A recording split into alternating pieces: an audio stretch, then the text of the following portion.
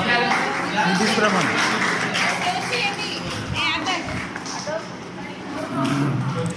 ఇక్కడికి రా.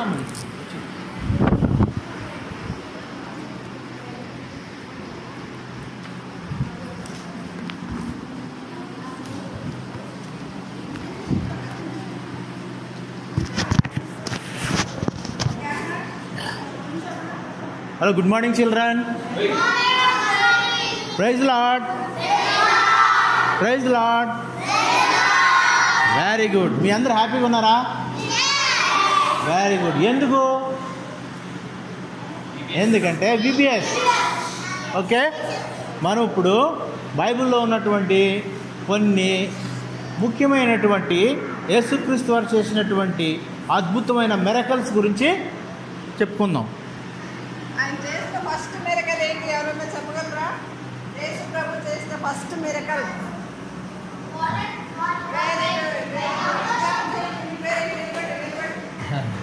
నీ పేరేంటి? జయన్. ఏం చేశాను? అందరు క్లాస్ చేయండి బాబు. పట్టుకో, ఆ బాబుని కూడా రమ్మని. ఓకే, ఇప్పుడు యేసుక్రీస్తు వారు అనేకమైనటువంటి మిరకల్ చేశారు. అది తీయమ్మది, మీరు తీసేస్తానండి.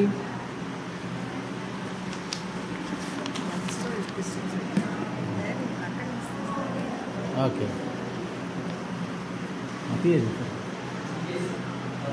ఓకే. యేసుక్రీస్తు వారు బైబిల్లో అనేక రకమైనటువంటి మిరకల్ చేశారు. యేసుక్రీస్తు వారు శిలువ మీద ఉన్నప్పుడు ఎన్ని కొరడా దెబ్బలు తిన్నారు తెలుసా మీకు? ఎన్ని? 1 తక్కువ 40 అంటే 39 కొరడా దెబ్బలు వాళ్ళు కుట్టారప్పుడు. అందుకుగాను యేసుక్రీస్తు వారు కూడా మరి ముఖ్యమైన ప్రముఖమైన మిరకల్స్ 39 చేశారు. ఇంకో ఎన్నో చేశారు, కానీ వాటిలో ముఖ్యమైనవి కొన్ని ఉన్నాయి. వాటిలో మరి కొన్ని మిరకల్ చేశారు.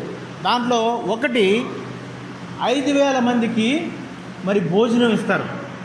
2 చేపలు 5 రొట్టెలతో మరి గలిలయ ప్రాంతంలో ఆయన ప్రసంగం చేస్తుండగా చాలామంది గుంపులుగా జనాలు వస్తారు. వారందరికీ ప్రసంగం అయిపోయిన తర్వాత మరి మంచి భోజనం పెట్టాలని ఆశపడతాడు. కానీ అక్కడ భోజనం ఏమీ లేదు వాళ్ళ దగ్గర. అక్కడ యేసుక్రీస్తుకి ఎంతమంది శిష్యులు? 12 మంది.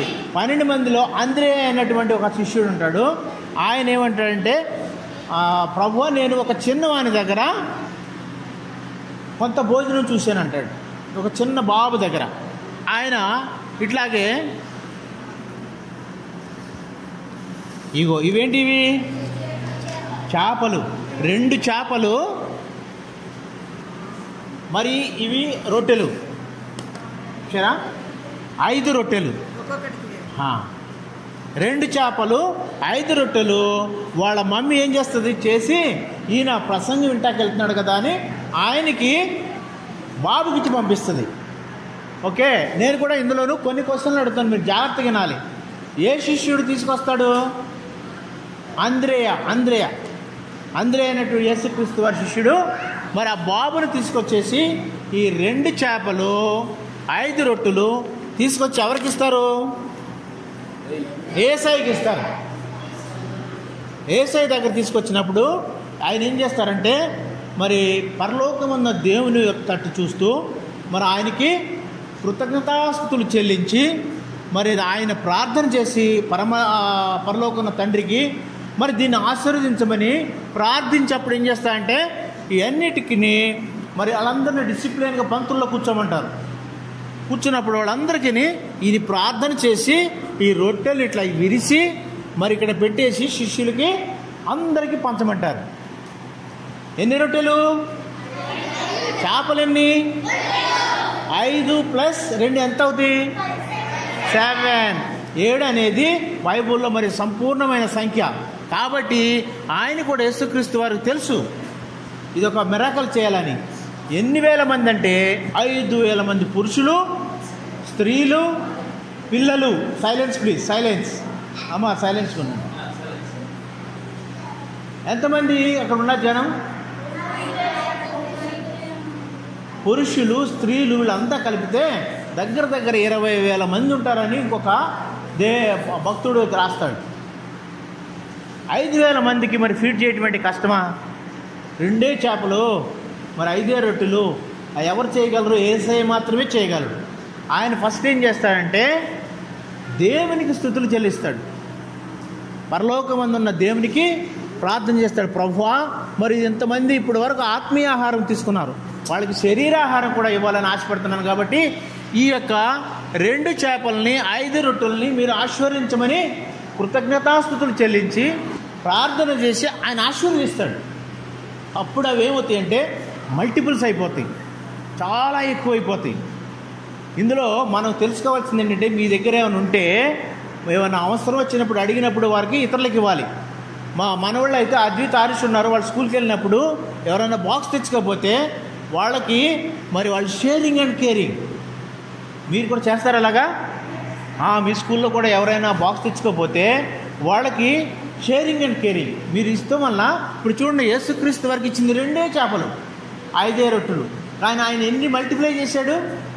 5,000 మంది పైగానే ఎంతమందికో భోజనం చేయగా మరి ఇంకా మిగిలిపోయినటువంటి ముక్కలు 12 గంపలు ఎత్తారు. ఆయనకి 12 మంది శిష్యులు ఉన్నారు కదా, 12 మంది శిష్యులను 12 గంపలు ఎత్తి మరి తీశారు. ఈయన చేసింది ఏంటంటే, బాలుడు తీసుకెళ్ళింది 2 చేపల 5 రొట్టెలను యేసుక్రీస్తు వారికి ఇచ్చారు.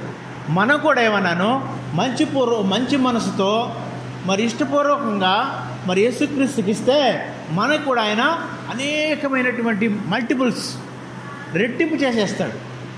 ఆ చేయగల శక్తి యేసు ప్రభుకు మాత్రం ఉంది.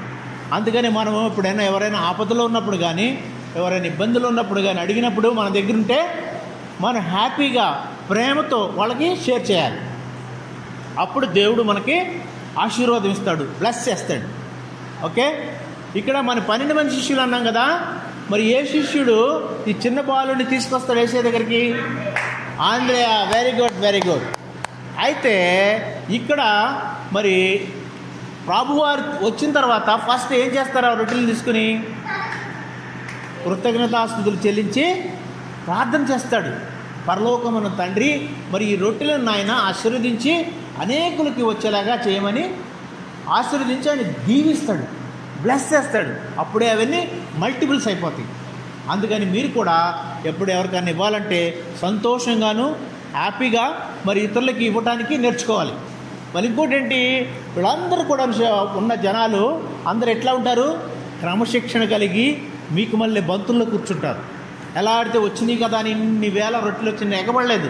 మనం కూడా ఏం చేయాలంటే స్కూల్లో ఉండి ఎక్కడున్నా కానీ డిసిప్లిన్గా క్రమశిక్షణ ముఖ్యం. క్రమశిక్షణ కలిగి మరి భక్తితో ప్రేమతో మనకున్నాయి మరి ప్రభుకి ఇస్తే ప్రభు ఏం చేస్తాడు? దాన్ని మల్టిప్లై చేస్తాడు, ఆశీర్వదిస్తాడు.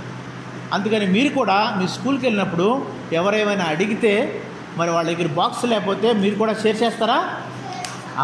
షేర్ చేస్తే మీరు యేసయ్య మిమ్మల్ని బ్లెస్ చేస్తాడు. ఓకే, మరి అందరూ ఒకసారి హల్లెలూయా చెప్తామా? హల్లెలూయా, హల్లెలూయా, హల్లెలూయా. Very good, very good.